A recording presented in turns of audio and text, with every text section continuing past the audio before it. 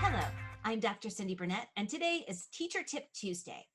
Have you ever had a friend who's come up to you and said, I need to talk with you about something important, but we'll talk about it later? Well, I've had this happen, and I'll tell you exactly what I did. I dropped everything and I said, no, we're going to talk about this right now because I can't wait. Because that person heightened my anticipation. And that's what Teacher Tip Tuesday today is all about, heightening anticipation.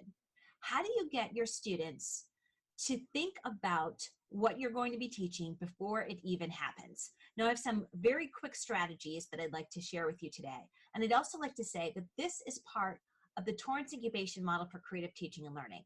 Now, I'm not going to go too deep into this model today, but at some point in the near future, you're going to hear about it. And yes, I'm heightening your anticipation. So here's 5 quick strategies you can use in your classroom tomorrow to help you heighten your students' anticipation. Number 1, I like to give my students a folder that says, do not open on the first day of class. And when they walk in the room, they look at the folders and guess what they want to do? They want to open them like we naturally want to do as human beings.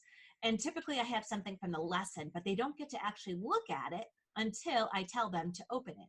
And it's always an interesting point of conversation to have with them.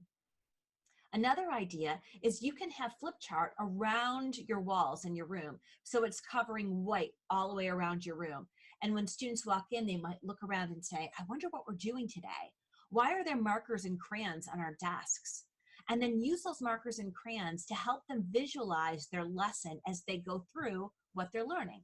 So have them get up, draw out what they just learned on the flip chart paper and keep it up as a particular module or content lesson as you go through all of those, because it's really exciting to see how things build upon one another using flip chart.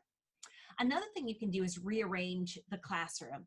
And I'm always amazed at how easy this is to do, that when students they walk into the classroom and the seats are in a circle instead of in rows, how much this makes them wonder what they're going to be covering that day.